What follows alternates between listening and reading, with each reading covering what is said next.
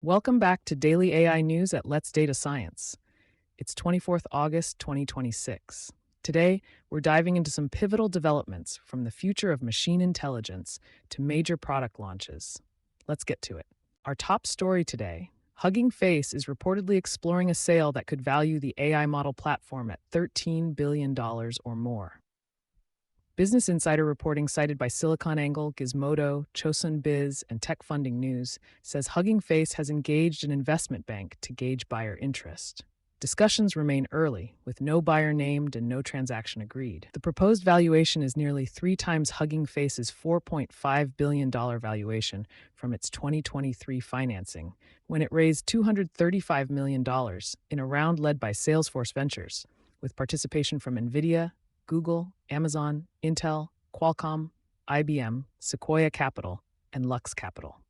Founded by Clement DeLong, Julian Chaumont, and Thomas Wolfe, Hugging Face operates the Hub, which SiliconANGLE says hosts more than 3 million public models and more than 1 million datasets. That scale makes any ownership change relevant well beyond the financing itself. Developers depend on the Hub for model discovery, artifacts, datasets, inference, and deployment workflows. Tech Funding News also raises the question of whether new ownership could affect Hugging Face's perceived neutrality across competing model providers. For engineering teams dependent on the platform, repository availability, licensing governance, API continuity, artifact portability, and supply chain security are the practical issues to watch if talks progress. From AI infrastructure ownership to the security of infrastructure itself, Cisco Talos has documented UAT TEL-147 using AI-assisted workflows in real server intrusions. Talos describes UAT 147 as a Chinese-speaking, financially motivated cybercrime group targeting internet-facing Windows and Linux web servers across government, education, media, technology, and gaming. It assesses with moderate to high confidence that agentic AI systems are being used across exploitation, reconnaissance, payload generation, validation, persistence, and operational documentation. The Hacker News reports investigators discovered an exposed target list containing roughly 170,000 URLs. The group's toolkit includes Metasploit, WISA Serial, Pentest GPT, Deep Audit, and Privilege Escalation exploits. Talos also documented Spectre, a cross-platform implant featuring command and control, process injection, credential theft, anti-analysis protections, and endpoint defense evasion. UAT 10147 additionally uses bring-your-own vulnerable driver techniques and a custom Linux rootkit called Spectre. Talos says recovered source code indicates AI-assisted development may also have contributed to Spectre and Spectre, though that does not prove a specific model authored specific code. For defenders, the key shift is operational scale. AI can accelerate exploit refinement and post-compromise automation. Priorities include rapid patching, web server telemetry, suspicious driver monitoring, endpoint detection and response tamper alerts, and consistent coverage across both Windows and Linux fleets. From attackers scaling automation to a technology giant scaling AI investment, Alibaba has priced an 80 billion Hong Kong dollar share placement worth about 10.2 billion US dollars. Alibaba says it will issue 710 million new ordinary shares at $112.70 Hong Kong cents each, with closing expected on August 26, subject to customary conditions. The company says all net proceeds are intended for its full-stack AI capabilities, including expansion and enhancement of AI infrastructure. Importantly, Alibaba has not provided a project-by-project allocation covering specific chips, data centers, models, or products.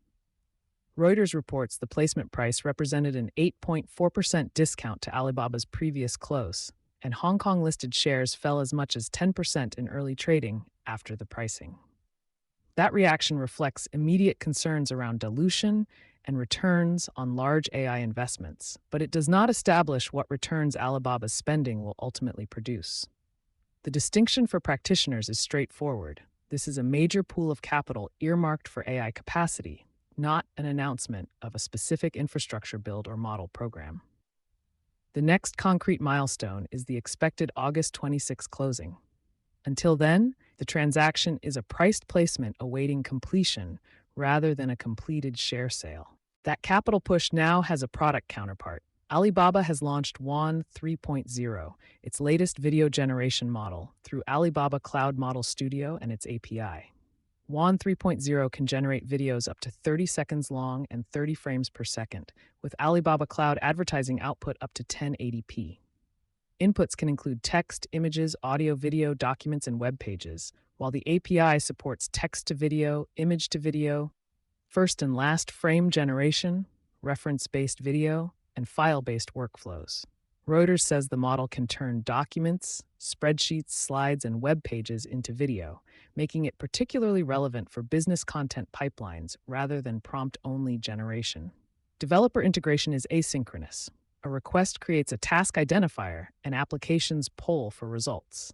Alibaba Cloud estimates jobs typically take 1 to 5 minutes. Documentation lists service regions in Singapore, Beijing, and US East in Virginia, with model, endpoint, and API key required to match the same region.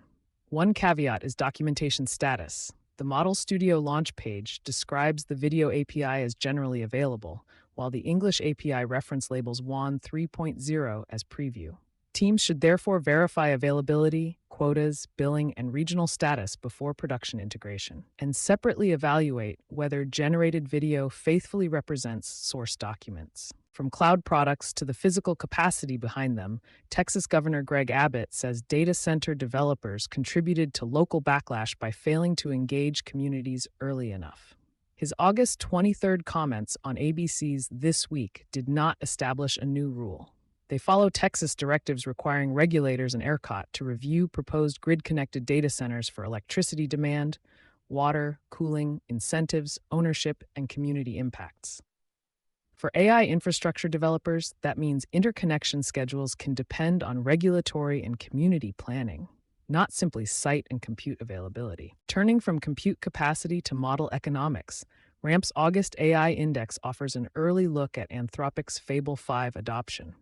In RAMP's measured cohort, Fable 5 accounted for 6% of Anthropic token purchases, but 11.4% of dollar spending. RAMP estimates Fable 5 at around $10 per million tokens and says its sample skews toward technology-oriented customers. The figures therefore indicate purchasing behavior within RAMP's dataset, not model quality or universal enterprise demand, but they highlight the trade-off between frontier capability and workload cost. From model economics to scientific applications, Novo Nordisk and Amazon Web Services are expanding their AI relationship into drug discovery. AWS becomes Novo Nordisk's preferred cloud provider and strategic AI partner, with a London co-innovation hub bringing AWS specialists together with Novo Nordisk research and development teams. The stack includes Amazon BioDiscovery, Amazon Bedrock, and Amazon Bedrock Agent Core. Novo Nordisk has also used Anthropic's Claude 3.5 through Bedrock for clinical study reporting. The partnership sets out intended applications, but no financial terms or quantified drug development savings were disclosed. That focus on deployed AI brings us back to security controls. Proofpoint has opened an AI Security Engineering Center of Excellence in Hyderabad. The cybersecurity firm plans to hire more than 200 engineers in India over the next 12 to 24 months. Computer Weekly says the team will work on intent-based models designed to assess what AI agents are trying to accomplish from their actions. Proofpoint says the broader roadmap spans governance, runtime protection, AI applications, co-pilots, and autonomous agents, though the sources provide no independent performance testing of those planned capabilities. From agent behavior to code behavior, Canonical and the University of Bristol are funding a 3-year research project on AI-assisted translation of large C repositories into maintainable Rust. PhD student Alex Wood is working under Professor Luc Moreau, with Canonical Engineering Vice President John Seeger and Professor Peter Flock as co-supervisors. The proposed neurosymbolic pipeline combines language models with decomposition, program analysis, behavioral testing, formal methods, and symbolic repair. Security-sensitive Ubuntu components AppArmor and SnapConfine will serve as case studies, but there is no commitment to deploy generated translations into Ubuntu. And finally, NVIDIA is reportedly discussing an investment in Perplexity at a valuation above $30 billion. The The information, also cited by Seeking Alpha, says that valuation would be more than 50% above Perplexity's previous financing valuation. The talks remain preliminary. The reports do not identify the proposed investment amount, a complete investor group, detailed terms, or a closing timetable. For the AI market, the potential deal is notable because it would connect a major compute supplier with a high-profile AI search and application developer, but no investment agreement or separate compute arrangement has been announced. And that's your AI briefing for today. The landscape is moving faster than ever, and we'll be here to track it with you. For more insights, visit us at letsdatascience.com. Thanks for tuning in, stay curious, and we'll be back tomorrow with the latest in AI.